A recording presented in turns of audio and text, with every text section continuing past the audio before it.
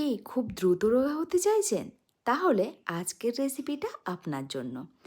আজকে আমি বানাবো একটা হেলদি অ্যান্ড একটা টেস্টি রেসিপি, যেটা খেতে দুর্দান্ত টেস্টি আর বানাতেও চটজলদি হয়ে যায়।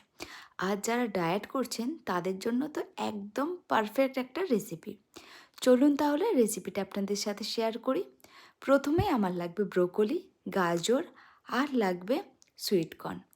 ব্রোকলি, সুইট কর্ন আর গাজর আমি গ্রেটারে গ্রেট করে নিয়েছি, একদম ছোট ছোট করে। দেখে আশা করি বুঝতে পাচ্ছেন।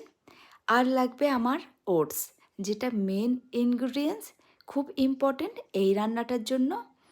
আমি এখানে মোটামুটি দুজনার জন্য এটা বানাবো। আপনারা কজন খাবে সেই বুঝে আপনারা ডিম দেবেন। আমি এখানে দুটো ডিম দিয়েছি প্রথমে, তারপরে আমার মনে হলো যে আর একটা ডিম লাগবে, তার জন্য আমি এখানে 3টে ডিম দিয়ে দিলাম। আপনাদের যদি মনে হয় যে ডিমটা একটু বেশি লাগবে, তাহলে আপনারা 4টে ডিম দিতে পারেন।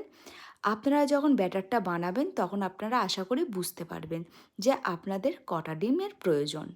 একটা বোলের মধ্যে সব গ্রেট করা সবজিগুলোকে নিয়ে নিলাম, একটু নুন দিয়েছি। আপনারা যদি চান ঝালের জন্য এখানে একটু গোলমরিচের গুঁড়ো ইউজ করতে পারেন, যেটা আমি করিনি। এরপরে বাটার লাগবে। আমি এখানে প্যানের মধ্যে বাটারটাকে একটু ভালো করে দিয়ে নিয়েছি, দিয়ে দিয়েছি আমি এই ব্যাটারটাকে দিয়ে দেওয়ার পরে আমরা লো ফ্লেমে ভেজে নেব। দেখতে পাচ্ছেন একটুও অয়েল নেই, আর দেখতেও কতটা সুন্দর। ভেতরটা একদম দেখুন, একদম ভালোভাবে সিদ্ধ হয়ে গেছে। আপনারা যদি মনে করেন যে এর সাথে একটু পনির অ্যাড করবেন, করতে পারেন। তার সাথে আমি একটু বানিয়ে নিয়েছিলাম সুইট কর্ন স্যুপ। এটার সাথে এটা খেতে দুর্দান্ত।